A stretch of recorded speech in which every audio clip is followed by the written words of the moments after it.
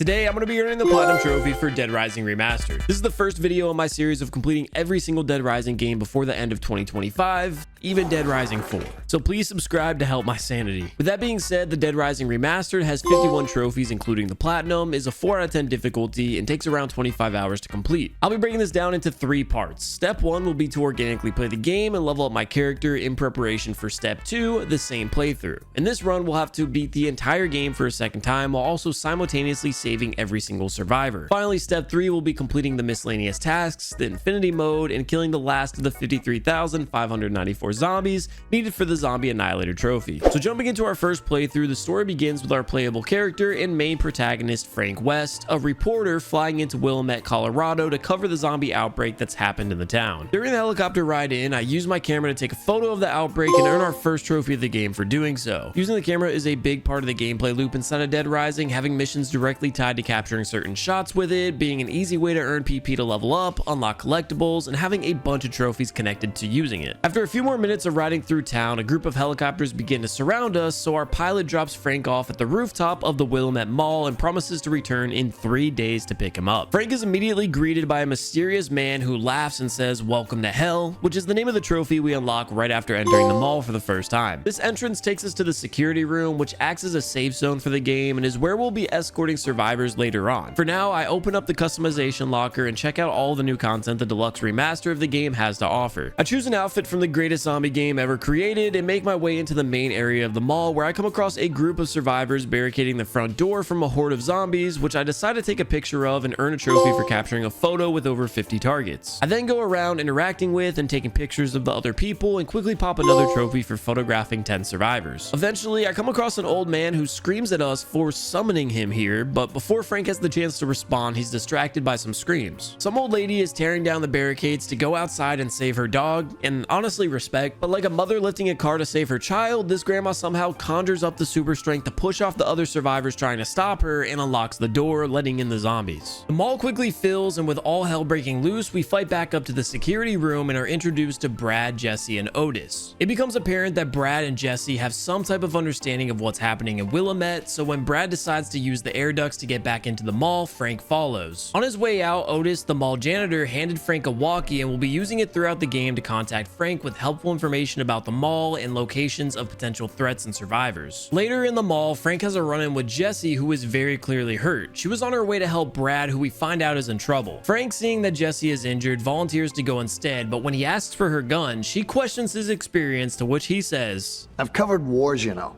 Despite her face, she agrees, and once we arrive at the food court, Frank finds himself in the middle of a shootout between Brad and the man we met on the rooftop, who we learn is named Carlito. This is the first mini boss fight of the game, and when I attempted to get a better angle on Carlito, he roundhouse kicks me off the platform, which ended up giving us the free fall trophy for falling from a height greater than 16 feet. Eventually, I finished the boss fight, which leads to Carlito escaping, but also earning Brad's trust, who agrees to work together with us. He finally admits to Frank that he's with DHS, a type of Homeland Security, and is searching for the old man who screamed at Frank in the entrance plaza. Together we find him, but when Brad reaches out and offers protection, the old man, who we now know is Dr. Barnaby, turns him down and barricades himself in a bookstore. Brad decides to regroup with Jesse to contact HQ about what to do next, and we go off to explore. I mess around in the open world for a while and come across a few survivors in the process, but while attempting to escort them back to the security room, I accidentally come across my first psychopath, Adam the Clown.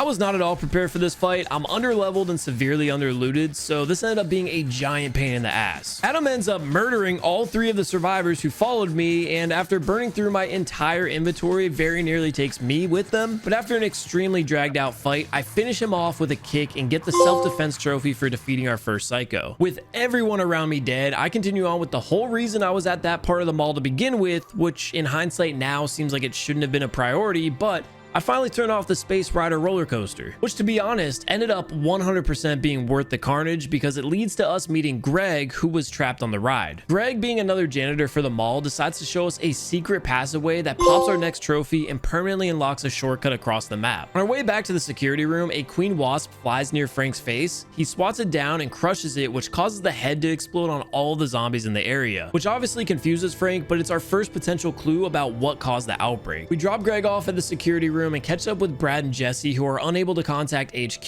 due to a blocked signal. Unfortunately for them, Barnaby won't go with them unless they have a secured way out of the city, which is when Frank offers for them to tag along with his ride in 3 days. Brad, seeing that Jesse looked exhausted, offers her to sleep for a few hours while he stays on watch. She agrees, and we have a few hours to kill, so I decide to go back out, where I run into a group of convicts who open fire at us driving around the courtyard. Because at this point I have Adam's chainsaws, which are some of the best weapons in the entire game, I easily take care of them, and once I get into the vehicle they were driving, unlock a trophy. I wander around and escort some more people when I come across my 10th PP sticker in the security room. And now that we're back with the group, we talk with Jesse, who is watching the security camera in shock as Dr. Barnaby is dragged out of the bookstore by our old friend Carlito. This leads to another encounter with him where Brad and Carlito exchange shots with each other while Frank, well, tries to stop him. He escapes, but the doctor is now in our custody. With Brad shot, we run to the Sion's food and stuff to grab him some medicine from the pharmacy. This is where we meet one of the most iconic psychopaths of the series, Steven. Steven hates vandalism and is convinced that we're there to do just that after having the same exact story as the girl in his cart, only being there to get some medicine for someone who was shot. So we're forced to fight him to save ourselves and the mystery girl in his cart, which leads to the greatest death scene of all time.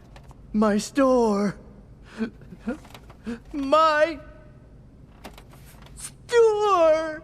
Who will run my store when I'm gone? My store. My food. My sales. My customers.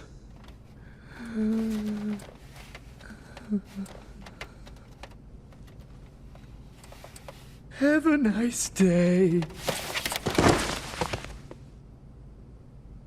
Clean up! Register 6! Frank attempts to help the girl from the cart as she's waking up, but she's quick to push him off, refusing and blaming him for causing all of this, saying his people ruined Santa Cabeza before running off. We let her go and return with the medicine for Brad, and while filling in Jesse on the encounter, Dr. Barnaby overhears and freaks out when Santa Cabeza is mentioned. Jesse goes to address this with Barnaby and closes the door on Frank so they can speak in private, so Frank decides to get the scoop another way by tracking down that girl again to question her. We leave, and while I'm exploring, have an encounter with another photographer named Kent. Throughout the game, he has you do multiple photo challenges, but this time, after seeing my shots, doesn't specify what he wants to see from us next. He only says, meet again tomorrow. So I decided to prepare for this by taking pictures at any photo op I had the chance to and unlock a trophy for scoring 10,000 PP from a single photo. At this point, I came across a group of survivors gathering around the mall, only to find out it's a psychopathic raincoat wearing cult called the True Eye. They didn't appreciate the fact that I interrupted their ceremony, and from now on will be another threat we have to face while exploring, just like Cliff, the next psychopath we encounter. You are nothing but a filthy animal! During my fight with him, I shoot off my 300th bullet and get a trophy before finishing him off and returning back to HQ to see on the monitor that the mystery girl had gone back to the food and stuff. I quickly run over, killing my 1000th zombie in the process, and attempt to confront her, but this time she goes full aggro. We eventually convince her to talk and learn that she is Carlito's sister, Isabella. She goes on to explain that Santa Cabeza was caused by Americans and that Carlito created the outbreak in Willamette to expose the truth of what happened to the world. But when Frank pushes her for more information, Isabella tells him to talk to Carlito. Frank agrees, and Isabella sets up a meeting at midnight. I update the group, and Barnaby is quick to brush things off as a terrorist attack. But with some time to kill, I continue to fight off cultists, zombies, and psychopaths while saving survivors, and when midnight comes, Isabella stumbles in the meeting room being attacked by a zombie. We kill it and discover Isabella had been shot by her brother, who at this point lost the plot and gone insane. So we carry her to safety and let her rest up for a few hours before questioning her. During this time, I kill 100 cultists and unlock a trophy for doing so before it's time to return for the interrogation. There was no drug trade in Santa Cabeza, just an American research facility. They were doing research on some sort of parasitic insect, like a wasp. A wasp that turns living things into zombies. If you don't believe me, just ask the man who was in charge of that research, the head of the Santa Cabeza Livestock Research Facility, Dr. Barnaby!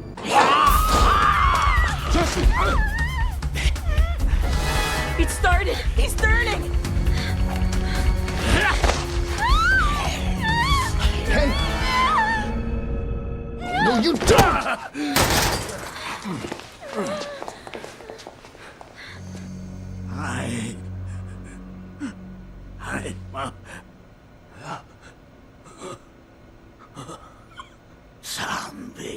While an infected Barnaby takes his last human breaths, he admits to Frank and the group what had actually gone down in Santa Cabeza. The US was conducting experiments on livestock with parasitic wasps to reduce the cost of breeding when they accidentally created the zombie infection. This caused the original outbreak in Santa Cabeza, which was covered up by the US government as a drug trade. Ultimately, it led to Carlito wanting revenge and to expose the truth of what actually went down. To make things worse, now that we have Isabella in our custody, Carlito activates the mall PA system to tell Isabella it's time for the last resort option, which Isabella explains means he's about to blow up the mall and spread the parasites into the atmosphere. This would mean a global zombie outbreak, so Isabella gives us the information needed to try and stop him. So I begin to make my way into the parking garage to stop the explosives, and on my way have another run-in with our good friend Kent, who at this point had gone crazy trying to capture photos as emotional as ours and now enjoys to photograph the fear in people as they face imminent death. So he holds us at gunpoint, strips us of our clothes and inventory, then ties us to a statue where he leaves us to fend for ourselves against him barehanded. And this boss fight by far was the most annoying and, in my opinion, hardest thing about the entire game. For 50 minutes straight, I was stuck on this pathetic little nothing side quest fight that had me raging like I was fighting Melina in Elden Ring. Like, it felt like every single attempt was just me getting scammed by Kent doing this flying kick attack that took away a massive chunk of my HP. Meanwhile, all I had to defend myself were random bags of Doritos that would spawn out of the trash bags. Oh, it genuinely made me mad. It felt like unless I had good RNG at the start of the fight, I stood no chance. But eventually, I was finally able to get a knife from the trash bag and take him down, which leaves us with practically no time to defuse the bomb, so I ran myself down to the parking garage in my whitey tighties and began driving through zombies to each bomb site. With how crowded the underground area is, it doesn't take long before we unlock the road rage trophy for killing 500 zombies with vehicles before we inevitably collect all of the explosives. And while Frank escorts them from underground, Brad is simultaneously fighting Carlito. I'm not gonna lie, I thought this was about to be the superhero ending with Frank and Brad saving the day at the same time, so when Carlito gets the best of Brad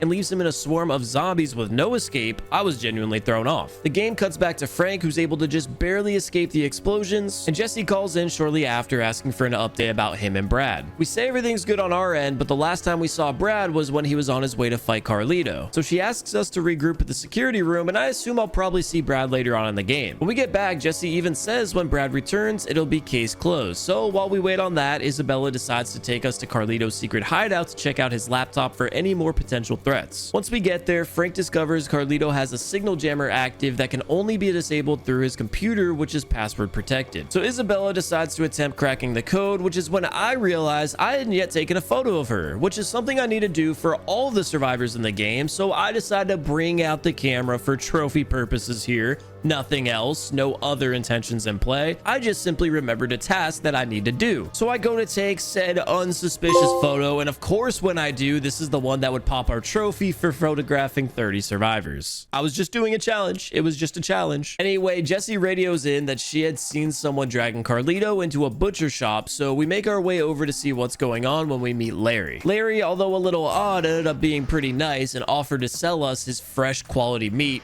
which ended up being Carlito. While he was waiting for Carlito to make it into the shredder, I take a quick picture of him and unlock another trophy for photographing 4 psychopaths. See, like I said, these photos strictly for trophy purposes, nothing else. But despite the fact that Larry genuinely didn't seem to want to fight, I had to save Carlito so we could get into his laptop. Once we take him down, he's in pretty bad shape, and we have one last conversation with him that ends with him handing us his necklace before taking his final breath. This was honestly peak writing, because the entire reason everything happened in Santa Cabeza to begin with was to find an easier way to mass produce meat for Americans to eat. So it's only fitting that after causing another outbreak, he would ultimately be killed by a butcher hanging surrounded by a bunch of meat for Americans to eat.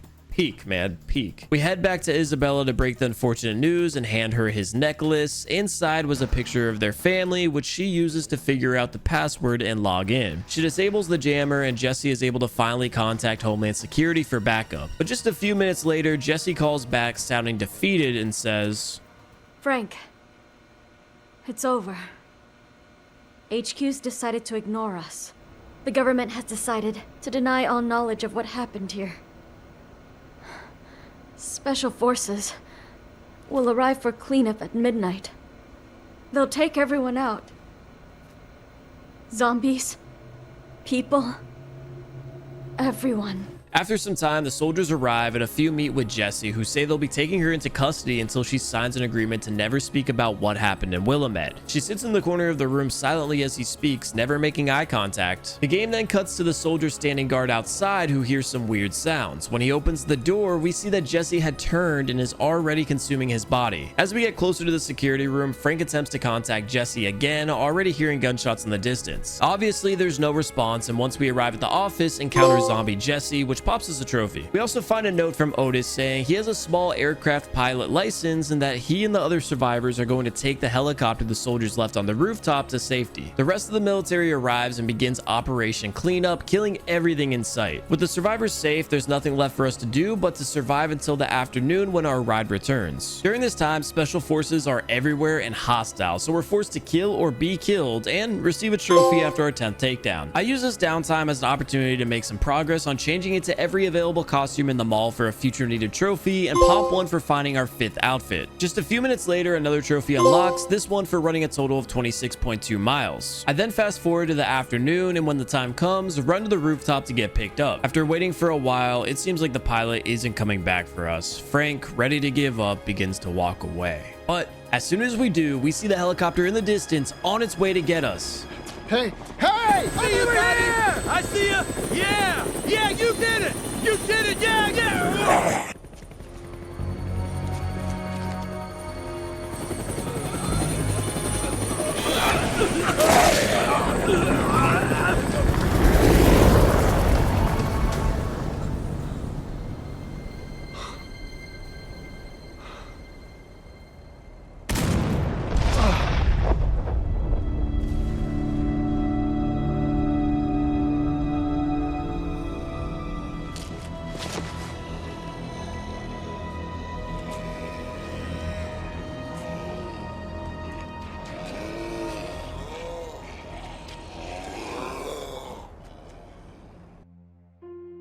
The end game screen pops up, and with it we unlock 3 trophies. One for surviving the 72 hours, another for saving at least 10 survivors, and one for completing all cases within the 3 days. I sit at this end screen for a while, confused by my options, until eventually just hitting quit game, which actually brings us back into that final cutscene. We look at Frank, who's defeated and in shock and ready to give up, but right as he's about to be consumed by a zombie, Isabella shows up and saves him. He passes out and wakes up in Isabella's hideout, where she breaks the unfortunate news that he's been infected. She goes on to say back in Santa Cabeza, Carlito had her testing a serum in her lab that could potentially impede the infection, and if he were able to grab the right supplies, maybe she could recreate it for him. Frank, having nothing to lose, agrees, and we begin to collect the items on Isabella's list. And on my way back to the hideout, a helicopter hovering around the courtyard begins firing down on me. So I use one of the rocket launchers I stripped from a soldier earlier to shoot it down, which earns us the helicopter trophy. We return to Isabella with the first set of items, and Frank and her have a long conversation about why Carlito had her work on this potential serum in the first place.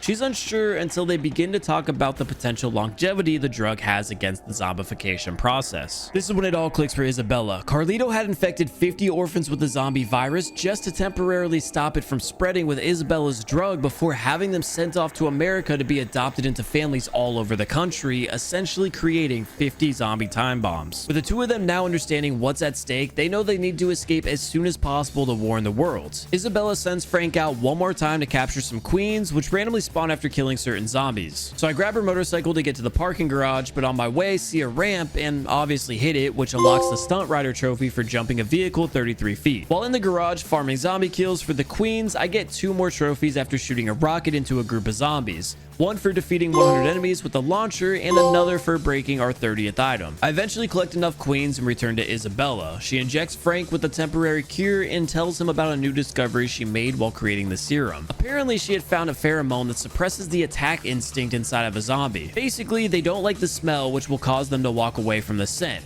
This gives Frank an idea. The helicopter that was supposed to pick him up had crashed into the clock tower in the courtyard and had opened up a hole in what looked to be a secret tunnel filled with zombies. If this led outside, they could use the pheromones to avoid the zombies and escape. With realistically no other choice, they decide to give it a shot, and the repulsing scent works in close proximity. So we stay close together and eventually make it to the end of the tunnel, take down the soldiers guarding it, and steal their vehicle. But as we're driving off, Brock, the lead special force officer in charge of the cleanup, pulls up in a fucking tank behind us. As it chases us, we shoot down its automated lock-on system as Isabella from the gunner in the back, so Brock decides to put the tank in manual override mode and ram into us. Frank stumbles away from the vehicle unharmed, but Brock aims the tank cannon right at him. But before he could finish us off for good, he hears the zombies that we had let out from the tunnel system behind him, so he turns around the cannon to shoot them, and Frank uses this opportunity to jump onto the tank and sucker punch the cigarette out of his mouth. This leads to the greatest mano-a-mano boss fight of all time. We duke it out on the top of a tank while zombies begin to swarm around us and eventually defeat him with a Mortal Kombat fatality shot. It's such a Hollywood ending. Brock falls down into the zombies in slow motion and is devoured by them while we see Frank and Isabella surrounded. Frank lets out this animalistic scream as the camera pans out and fades to black. And that's where it all ends. We don't get to see what happens next, but after the credits roll, a text card pops up that says, Frank West managed to escape the town of Willamette with information pertinent of the incident under his belt. The news caused a fervor throughout the world, leading to the US government to admit at least partial culpability in the livestock research program. However, no connection to the Willamette incident was acknowledged, and the events that occurred there were deemed the work of a fringe terrorist group. The people of the world, as could be expected from the modern culture of news saturation, soon let the Willamette incident fade from their minds. The authenticity of Carlito's chilling plan to utilize the orphans as his pawns has yet to be confirmed or proven false, and in red text the game then ends with a quote, and yet he complained that his belly was not full, which I interpret as a triple reference to the plot's original research plan to literally fill the bellies of Americans, a zombie's endless desire to feed, and even Frank's gluttonous need to always get the next big scoop as a reporter. I'll touch more on that last point in our off the record video in the future. For now, we unlock one more trophy for our first playthrough for earning the true ending. With that out of the way, it's time for the Saint playthrough, where we'll be attempting to save every single survivor in the game. I restart the story with the same character progress from our original playthrough, which pops a trophy and transfers over our XP and abilities. This time around, I'm following a guide and planning out my every move to make sure I don't miss any of the unmarked events, so it doesn't take long for me to escort enough survivors to safety to hit max level of the game and get its corresponding trophy. During the few moments of downtime I had in this run, I'd drive around the parking garage killing as many zombies as I could, because in the remaster version of the game, total zombie kills track over multiple playthroughs, so I wanted to put as big of a dent in the final grind to kill 53,594 zombies as I could. While doing this, I unlocked the zombie killer trophy for crossing over our 10,000th zombie kill. Getting back to business, I take down the 10th psychopath of this run and answer 30 total calls, and at this point I've encountered every character in the game at least once across both playthroughs, so when I check my notebook, I get the full set trophy to pop. Some more time passes and we're near the end of the game with soldiers roaming the mall. Knowing there was a trophy for defeating 30 barehanded, I'd work toward this every encounter I had with the group until the karate champ trophy popped. Finally, we beat the game again, and of course with all survivors saved this time around, the Saint trophy is acquired. Alongside this, we also unlock the Saint Challenge magazine, which is going to be crucial for our Infinity Mode run later on. For now, I reload some different save points to knock out a few of the different miscellaneous tasks I hadn't yet finished, starting with Snuff Shop B. Remember how I said I genuinely thought Brad would show up again in my first playthrough? I was wrong. He never makes it out from the zombies that surrounded him, so when we go back to his last seen location, we find him sitting around with his guts hanging out. Knowing that he's a zombie, he hands us his gun before fully turning, and we get a trophy for encountering Zombie Brad. While I'm in a zombie dense area, I use this opportunity to walk on top of 10 zombies for 10 meters and unlock Zombie Road. I then reload into another save and go for the Grateful 8 trophy for escorting 8 female survivors at once. To do this, you need to navigate a large group of survivors while also killing off any, let's just say undesired survivors. Once we find our final lady, we actually unlock 2 trophies, one for having the 8 female survivors and another for just having 8 survivors at once for the first time. With this completed, I decided it was time to switch things up and hop into the Infinity Mode, which is an endless survival mode with no respawns. This mode has 2 trophies tied to it, one for surviving 5 days and another for surviving 7. Normally this wouldn't be too difficult, but there's one major change to the gameplay mechanics in this mode to prevent players from just camping in an area where zombies can't attack, and that's the fact that your health is constantly depleting. Because of this, you need to always be in search of heals. Now, for the first few days of this mode, that isn't too difficult at all, considering they spawn all over the map, so you just need to run around and grab whatever you find. But once you get deeper into the game, supplies become scarce with there being no item respawns. When this happens, the only way to acquire heals will be from random drops after killing zombies or psychopaths. We'll cross that bridge when we get there. For now, we begin the run by immediately picking up the Infinity magazine that we had earned from our same playthrough and start roaming around. Since the first few days are a breeze with plenty of items to find and only low threat enemies on the map, I use this time to knock out a couple couple more miscellaneous trophies. The first requires us to find a golf club and send a ball flying over 100 meters. I wasn't sure how far that would be in game, so to be safe, I go to the rooftop and hit a ball from there. Next, I find a bowling ball and roll it into a group of zombies to send 5 flying and pop our next trophy. At this point, we're in the Alfresco Plaza, which is where we're going to be implementing our strategy to spend the next week of in-game time. As I mentioned earlier, at the start of the run, I picked up the Infinity Magazine. This gives all items unlimited durability, and because guns only break when they run out of bullets, this means all guns have unlimited ammo. So our strategy will be to use guns to spray down zombies from a safe distance to avoid taking damage, and while they drop heals, pick them up until our inventory is full. Once full, we'll walk over to the gym and use the restroom there to fast forward time until our health bar gets low. Then we'll replenish it and repeat until we're out of heals. Afterwards, enough time will have passed for every zombie to have respawned in that area again, and we'll go back to spraying them down with the guns from range. From there, it's just rinse and repeat, and this is by far the fastest and safest way to survive all 7 days. And on top of that, if you stay in the same plaza without entering a loading screen, you can even avoid spawning in the different enemy types the later days put you against. So after 2 hours, we easily unlock what could potentially have been the hardest 2 trophies of the game. With Infinity Mode out of the way, it's time to head back into the main game to knock out the rest of the collectible trophies, starting with creating every type of mixed juice in the game. Next, we change into all costumes available in the mall and photograph all PP stickers. I then place 10 novelty masks on zombies and use a parasol to knock down 10 more, which leaves us with our final trophy of the game for, of course, mass murdering the entire population of Willamette in the form of zombies. For this, I use the Infinity Mode strategy of mowing down zombies with the minigun while holding the Infinity Magazine. From my testing, it was a bit more efficient than driving around and saves us the time of constantly swapping vehicles when one gets weak. It's a mindless grind, but eventually we shoot the final zombie and unlock Zombie Annihilator and the platinum Goodbye Willamette. And since I'll be getting the platinum trophy for every single Dead Rising game in the series, I also wanted to rank their platinum experience in a tier list, with S being peak, 10 out of 10, highly recommend you get it, and F being dog,